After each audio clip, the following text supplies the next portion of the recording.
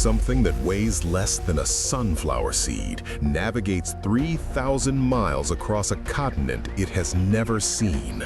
No map, no guide, no memory of the destination. And yet it arrives within meters of the exact same tree its great-great-great-grandparents rested on.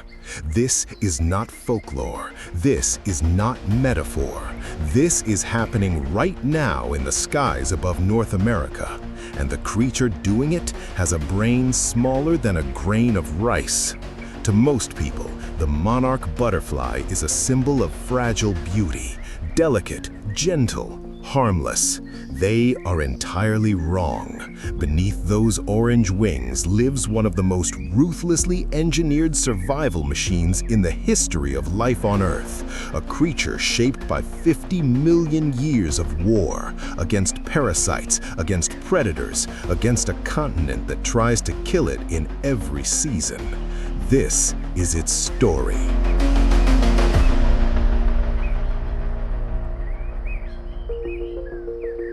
Every spring, a relay race begins. The first generation of the year hatches across the southern United States. It flies a few hundred miles north, lays its eggs on milkweed, and dies. It lives for 2 to 6 weeks.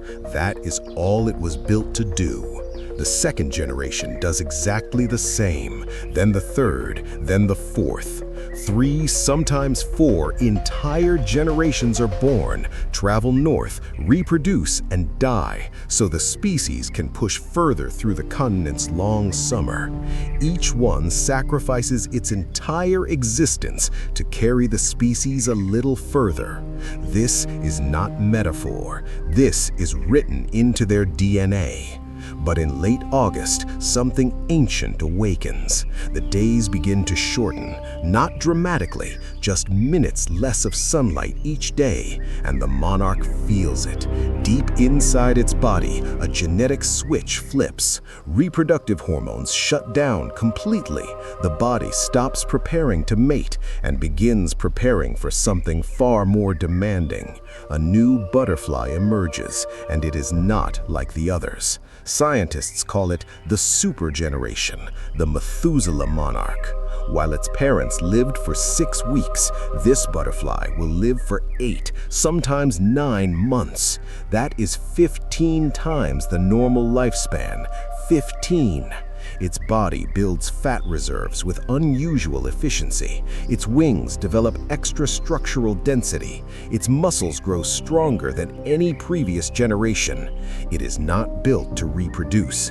It is built for one single act, to fly 3,000 miles south to a forest it has never seen, in a country it has never visited, guided by a compass no one expected to find. But before the journey begins, the first enemy strikes, and it does not have fangs, it does not have claws. It is invisible, drifting silently across milkweed leaves like a layer of ghost dust. Its name is Ophryocystis elektroscirrha. Scientists call it OE, a protozoan parasite, a single-celled predator so small that each individual spore is less than 1/100th the width of a butterfly scale. You cannot see it, you cannot smell it, but it is there, waiting. The hungry caterpillar crawls across the leaf and eats. It has no idea what it is consuming. With every bite, thousands of dormant spores travel into its gut, and there, in the warm, dark interior of a living body, they wake up. OE begins to divide, to multiply, to spread through the caterpillar's internal tissues, feeding on living cells, while the caterpillar eats and grows and feels nothing at all. When the time comes, the caterpillar does what every monarch does. It weaves its chrysalis. From the outside, the chrysalis is breathtaking, a perfect jade-green capsule trimmed with delicate gold, one of the most elegant structures in the natural world. But inside, the massacre continues, as the caterpillar dissolves into biological soup, dismantling and rebuilding every cell in its body to become a butterfly. OE tears through the transformation itself. Cells meant to become wings are consumed. Muscles meant to carry this butterfly across a continent collapse inward, and the chrysalis begins to change. The brilliant jade green darkens, fades, turns black. What was once a nursery for life has become a tomb. The butterfly inside, if it emerges at all, is deformed, smaller, its wings crumpled and wet, too weak to fly. It will never see Mexico. So how does the species fight back with something that sounds like madness? Poison. In 2010, evolutionary biologist Jaap de Rode at Emory University discovered something that rewrote our understanding of insect behavior. Infected female monarchs do not lay their eggs on just any milkweed. They actively seek out the most toxic varieties available, plants so saturated with cardiac glycosides that most insects cannot survive feeding on them. Uninfected females showed no such preference. Only the sick mothers knew what to do. These females are deliberately dosing their unborn larvae with toxin concentrations high enough to destroy the OE parasite inside the caterpillar's gut, reducing parasite loads dramatically and nearly doubling larval survival rates. They are not choosing a food source, they are choosing medicine for children they will never meet. Zoologists call this transgenerational medication. The natural world has been practicing what we call cutting-edge pharmacology for millions of years. But even a healthy, parasite-free monarch still faces the greatest unsolved challenge of its existence: navigation. Think about what this creature must actually do. It weighs 500 milligrams, about half a raisin. Its brain is the size of a pinhead. It has never traveled this route before. It has never been taught. It carries no learned memory of the destination.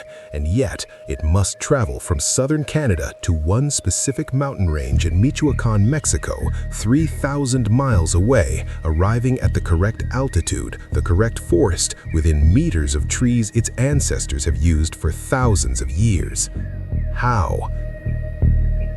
The answer came in 2009 from a research team at the University of Massachusetts Medical School, and it rewrote insect neuroscience. The monarch's navigational clock, the biological timepiece it uses to calculate direction, is not located in its brain. It is in its antennae.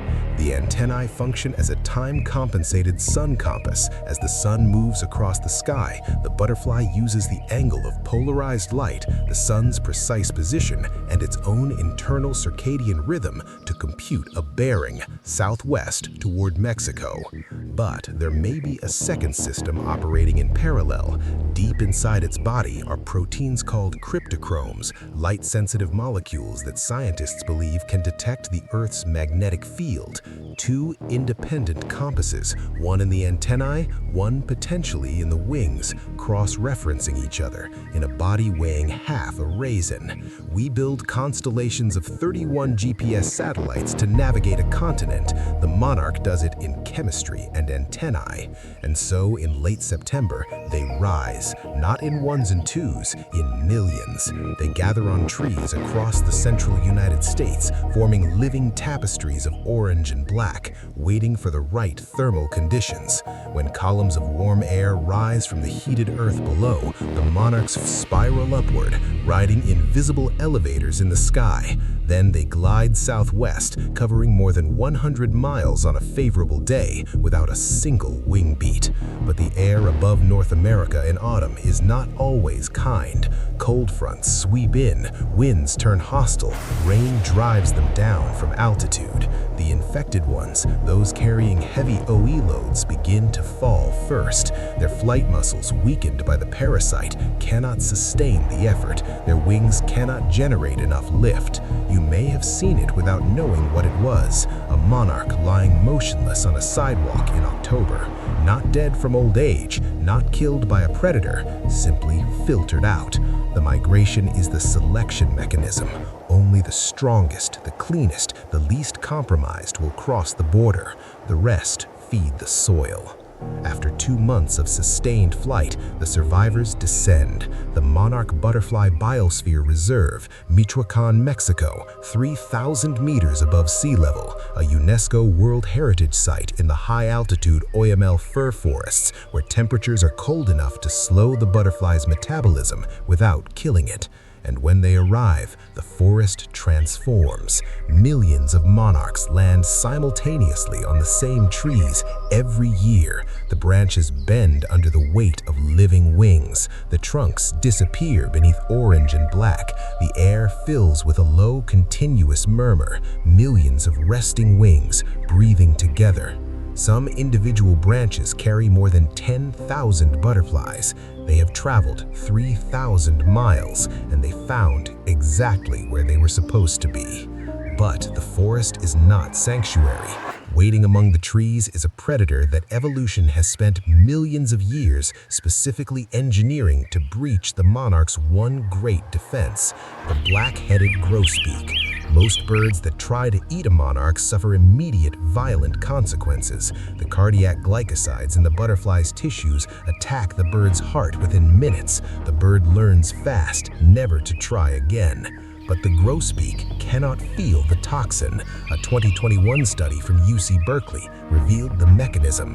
The black-headed grosbeak has independently evolved mutations in its sodium pump genes, the exact same mutations that protect the monarch from its own milkweed diet. The grosbeak cracked the monarch's chemical armor using the monarch's own evolutionary solution, and it hunts with surgical precision. It grabs a living monarch with its beak, pins the wings flat, and methodically eats the flight muscles from the thorax, the section of the body with the lowest toxin concentration. The wings, soaked in cardiac glycosides, are dropped on the ground. Even with partial immunity, the grosbeak can only feed every 8 days. Its body requires that long to flush the accumulated toxins from its bloodstream. And yet, a single grosbeak can consume up to 60% of the monarch colony it targets over a single winter season. The result is visible on the forest floor. A carpet. Millions of orange and black wings separated from bodies, stripped of muscle, scattered across the soil like the remnants of a massacre no witness recorded. The indigenous Purépecha and Mazahua communities of Michoacan, Mexico have observed this annual arrival for centuries. The Day of the Dead falls in late October and early November, the precise days the first monarchs descend on the mountains. For generations, these communities believed the butterflies carried the souls of the departed, returning home for one brief, beautiful visit before disappearing into the sky again. A story of death and return, written by biology, remembered as legend. In November 2025, Project Monarch deployed over 400 ultralight blue morpho nano-transmitters, the lightest tracking devices ever attached to a migratory insect, on individual monarch butterflies across North America. For the first time in history, scientists tracked single butterflies in near real time, from Ontario, Canada, all the way to the mountains of Michoacan, Mexico. The data confirmed what researchers had theorized for decades. These butterflies were not wandering, they were not drifting on favorable winds. They were navigating precisely, consistently, alone. A creature weighing 500 milligrams, a brain the size of a pinhead. 2 compasses, one in the antennae, one possibly encoded in its wings, and a journey that has humbled every engineer, every neuroscientist, every biologist who has ever studied it. We build constellations of satellites to do what this insect does by instinct. We build ground stations and tracking networks to replicate what its antennae compute automatically. The monarch does not think about the journey. It does not hesitate. It simply knows. And somewhere in the mountains of Michoacan right now, millions of wings are pressed together against the cold, resting, surviving, waiting for February when the signal will come again. North, always north. The relay will restart, new generations will be born and sacrificed northward. The super generation will arise, the parasite will strike, the poison medicine will be chosen, and the whole brutal, extraordinary cycle will begin again. If a brain the size of a pinhead can navigate an entire continent, what else is out there that we are still underestimating? If that question genuinely unsettles you, not because of what the monarch looks like, but because of what it actually is, then you are exactly where you belong. Hidden Earth explores nature not as a postcard, but as the relentless, often disturbing reality that it truly is. Subscribe, there is more waiting for you. And it gets stranger.